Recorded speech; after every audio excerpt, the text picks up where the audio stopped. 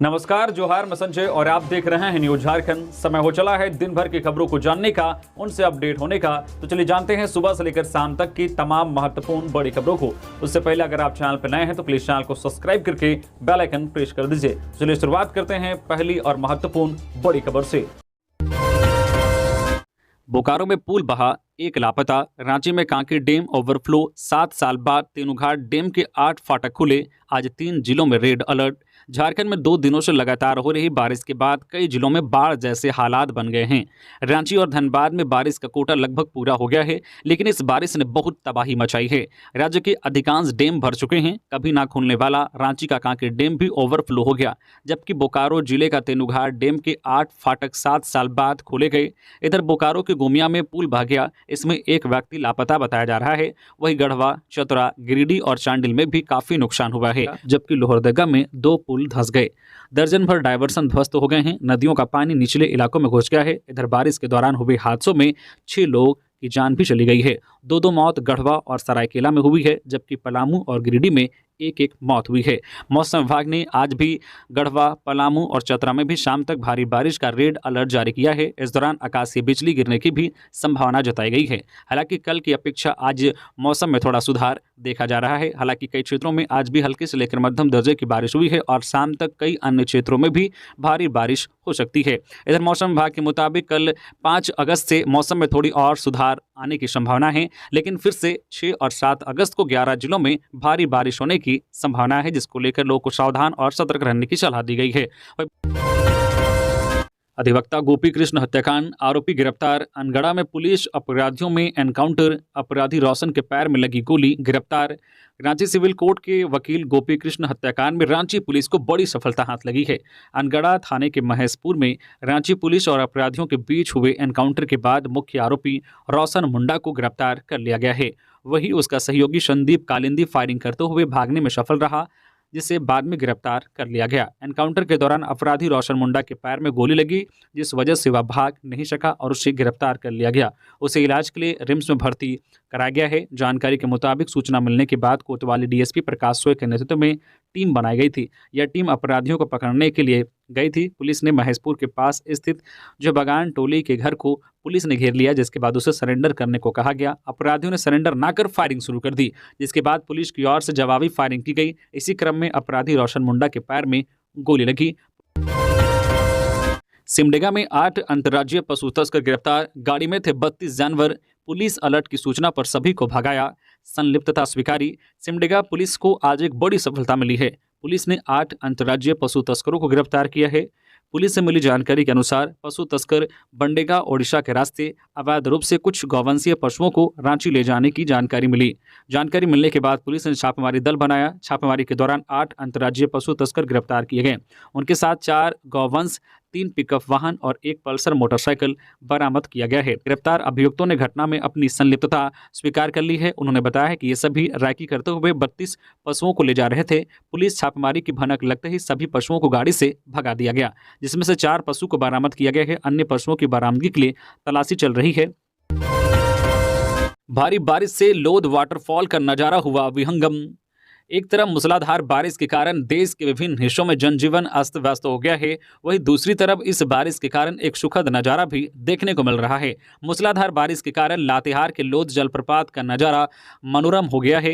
लोध जलप्रपात झारखंड राज्य का सबसे ऊंचा जलप्रपात है। यह लातेहार के महुआडांड प्रखंड में स्थित है। यह जलप्रपात करीब 143 मीटर ऊंचा है। इस कारण मूसलाधार बारिश के बाद जब नदी में पानी बढ़ता है तो जलप्रपात का नज़ारा मनोरम हो जाता है। हालांकि जलस्तर बढ़ने के कारण यह जलप्रपात कई मायनों में खतरनाक भी हो जाता है। इसलिए भारी बारिश के बाद यहां आने वाले पर्यटकों को किसी भी जो हालत में जलप्रपात के पानी में नहीं उतरने की सलाह दी जाती है। लोध जलप्रपात लातेहार जिले के महुआडांड प्रखंड में स्थित है। प्रखंड मुख्यालय से इसकी दूरी करीब 17 किलोमीटर है, जबकि लातेहार जिला मुख्यालय से यह 100 किलोमीटर की दूरी पर स्थित है। राजधानी रांची से इसकी दूरी करीब 200 किलोमीटर है। यह सड़क मार्ग से ही पहुंचा जा सकता है। मुरगू डायवर्सन को बनाने का काम शुरू। शुक्रवार से NH 75 में आवागमन बाधित। रांची जिले के रातू थाना क्षेत्र के NH 75 हाईवे स्थित मुरगू नदी पर डायवर्सन को बनाने का काम में तेजी लाई गई है। NHAI के निर्देश पर संवेदक ने युद्ध स्तर पर काम लगाया है। इंजीनियरों ने बताया है कि शाम तक इस डायवर्सन को चालू कराने का प्रयास किया जा रहा है। बता दें कि भारी बारिश की वजह से शुक्रवार देर रात यह डायवर्सन बह गया था, जिसके बाद से रांची से मांडर सहित लोहरदगा, मेदिनीनगर, चतरा इत्यादि जाने का मुख्य संपर्क पथ रास्ता टूट गया। दरअसल भारी बारिश से नदी में जलस्तर बढ़ गया था और वह सड़क के ऊपर से बहने लगा, जिस वजह से यह डायवर्सन बहा। इसके बाद प्रशासन ने दूसरे मार्ग से वाहनों का आगमन तय किया है।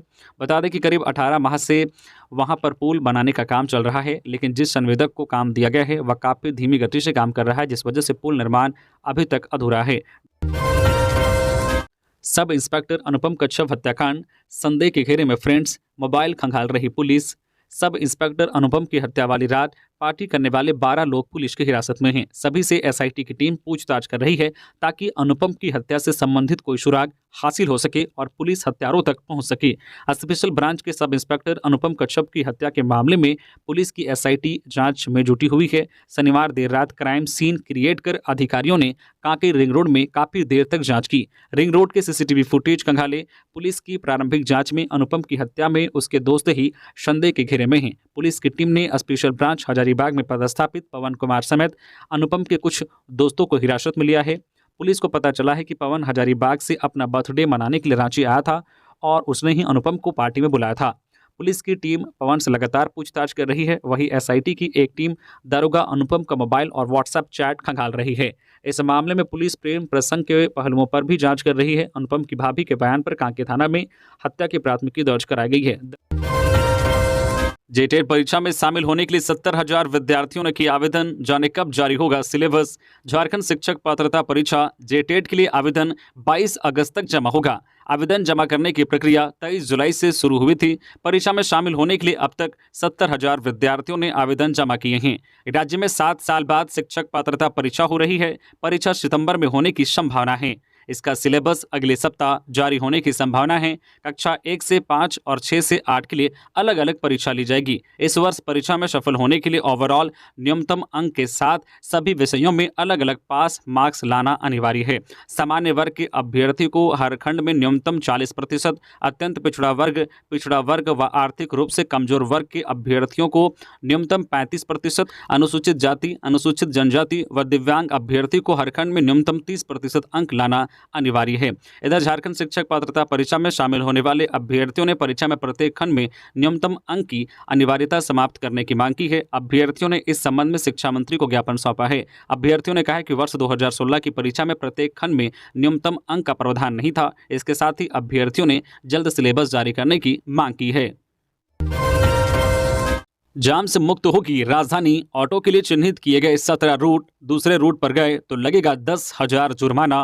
राजधानी रांची में जाम की समस्या को देखते हुए दक्षिणी छोटा नागपुर प्रादेशिक परिवहन प्राधिकार ने पूरे शहर को 4 जोन में बांटा है। इन 4 जोन में 17 रूट चिन्हित किए गए हैं। शहर के रजिस्टर्ड ऑटो को चिन्हित 17 रूट में से किसी एक रूट पर ही चलना होगा। इस संबंध में प्राधिकार की ओर से आम सूचना जारी की गई है।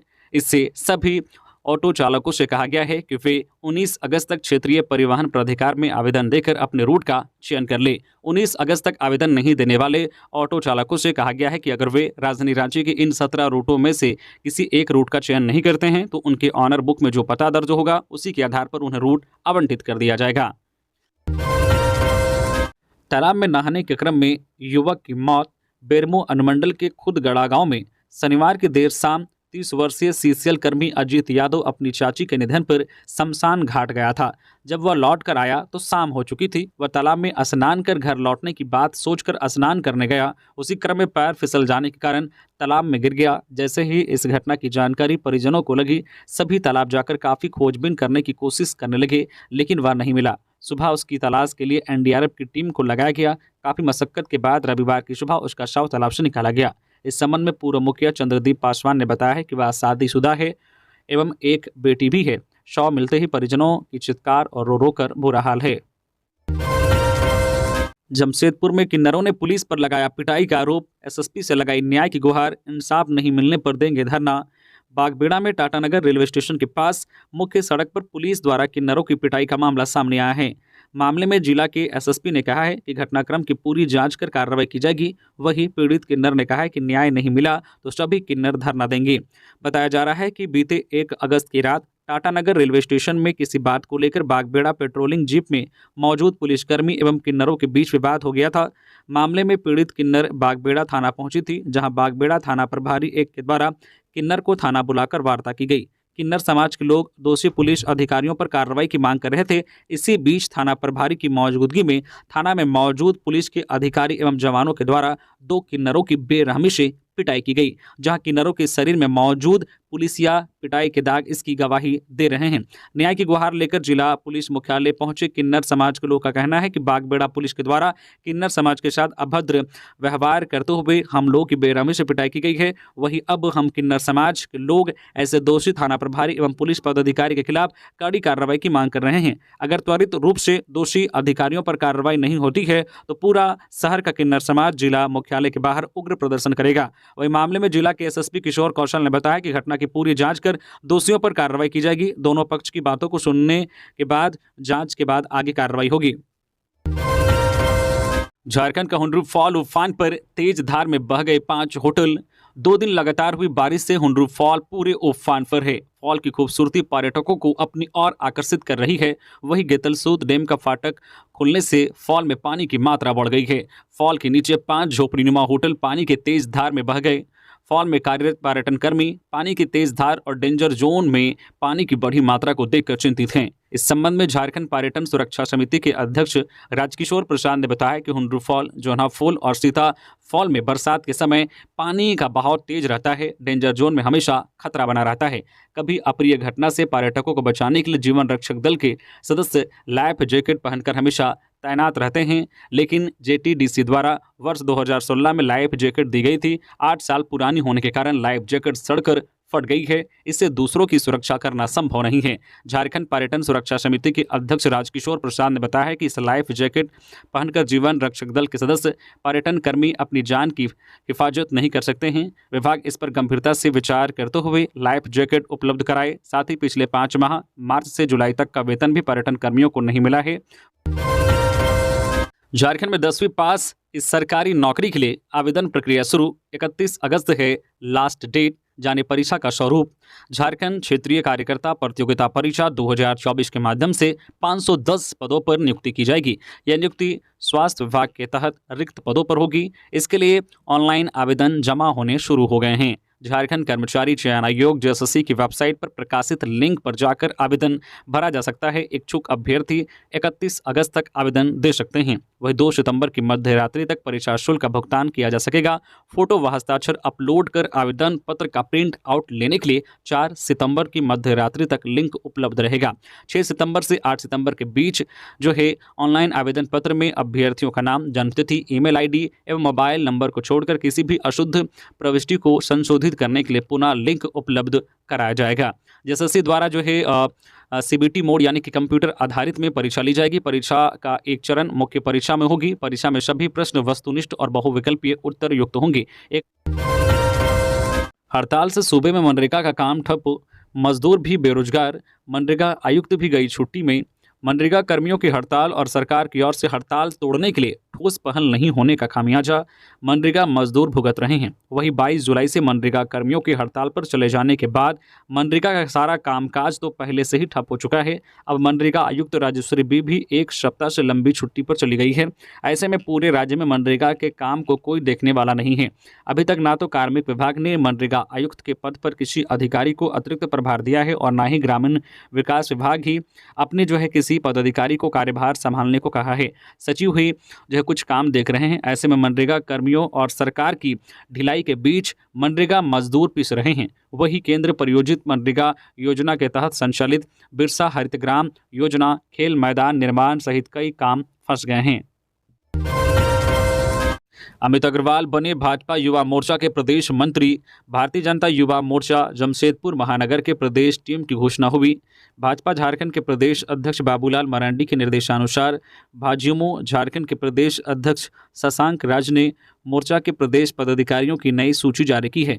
भारतीय जनता युवा मोर्चा जमशेदपुर महानगर के अध्यक्ष अमित अग्रवाल को प्रदेश कमेटी में मंत्री का दायित्व सौंपा गया है। वहीं अमित अग्रवाल ने भाजयुमो झारखंड प्रदेश मंत्री के रूप में मिले दायित्व पर भाजपा प्रदेश अध्यक्ष बाबूलाल मरांडी, संगठन महामंत्री कर्मवीर सिंह, नेता प्रतिपक्ष अमर बावरी, जमशेदपुर लोकसभा के लोकप्रिय सांसद विद्युत महतो, युवा मोर्चा प्रदेश अध्यक्ष शशांक राज समेत पार्टी के शीर्ष नेतृत्व के प्रति आभार जताया है। उन्होंने कहा कि पार्टी ने छोटे से कार्यकर्ता को प्रदेश मंत्री के रूप में जो जिम्मेदारी सौंपी है उसे पूरे झारखंड में युवा मोर्चा को एक सशक्त संगठन बनाने का पहल करूंगा। उन्होंने अधिवक्ता हत्याकांड के दोनों आरोपियों को पुलिस ने किया गिरफ्तार। रांची पुलिस ने अधिवक्ता गोपी कृष्ण हत्याकांड मामले में दोनों आरोपी को गिरफ्तार किया है। गिरफ्तार आरोपी का नाम संदीप मुंडा और रोशन मुंडा बताया जा रहा है।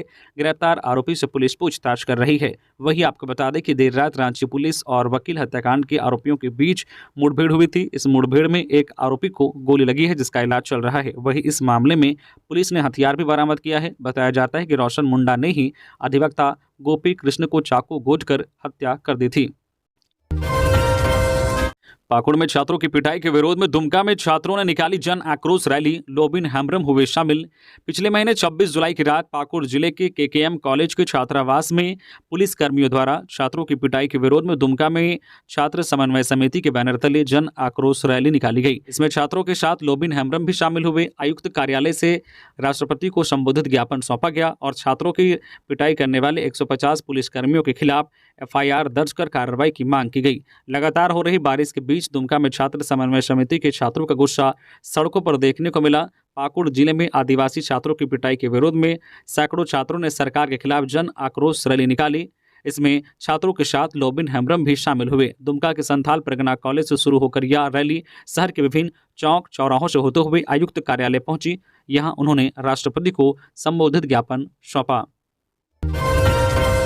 खूंटी पुलिस की बड़ी कार्रवाई, 5 करोड़ रुपए की ब्राउन शुगर के साथ 5 तस्कर गिरफ्तार, 33 लाख रुपए की अफीम भी बरामद।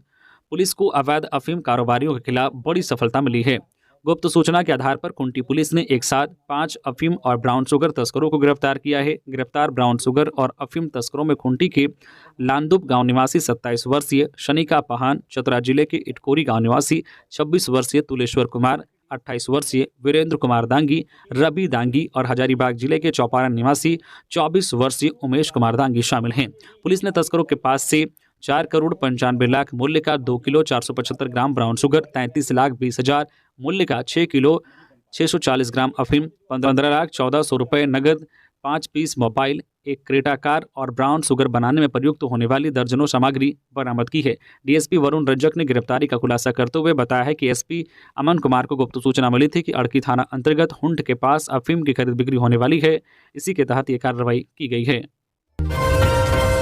हजारीबाग में अपराधियों ने पहले व्यक्ति को गोली मारी, फिर गला रेतकर की हत्या।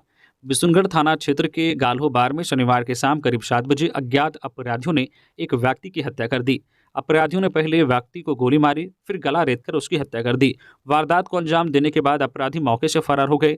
मृतक व्यक्ति की पहचान गाल्होबार निवासी सफरी उद्दीन अंसारी उर्फ गुड्डू 45 वर्षीय के रूप में हुई है। जानकारी पाकर बड़ी संख्या में ग्रामीण और उसके परिजन घटनास्थल पर पहुंचे। सूचना पाकर बिशुनगढ़ पुलिस मौके पर पहुंचकर शव को कब्जे में लेकर पोस्टमार्टम के लिए भेज दिया और आगे की कार्रवाई में जुट गई। पुलिस ने घटनास्थल से एक देसी कट्टा बरामद किया है। आशंका जताई जा रही है कि अंधेरे की वजह से अपराधियों का कट्टा गिर गया होगा। झारखंड के डीजीपी बोले, अधिवक्ता गोपी कृष्ण हत्याकांड में शामिल अपराधियों की हुई पहचान, जल्द होगी गिरफ्तारी। सिविल कोर्ट के अधिवक्ता गोपाल कृष्ण उर्फ गोपी बाबू की 2 अगस्त की सुबह 10 बजे के करीब चाकू मारकर मधुकम में हत्या कर दी गई थी। शनिवार को डीजीपी अनुराग गुप्ता ने सुखदेव नगर थाना क्षेत्र के महुआ टोली स्थित गोपी बाबू के घर पर उनकी पत्नी और मां से मुलाकात की। उनसे मामले को लेकर जानकारी लेने की कोशिश की, लेकिन मां और पत्नी से उन्हें घटना के संबंध में कोई जानकारी नहीं मिल सकी। डीजीपी ने मीडिया से कहा है कि जिन अपराधियों ने घटना को अंजाम दिया है उनकी पहचान कर ली गई है। वे कहां के रहने वाले हैं ये भी पता चल गया है।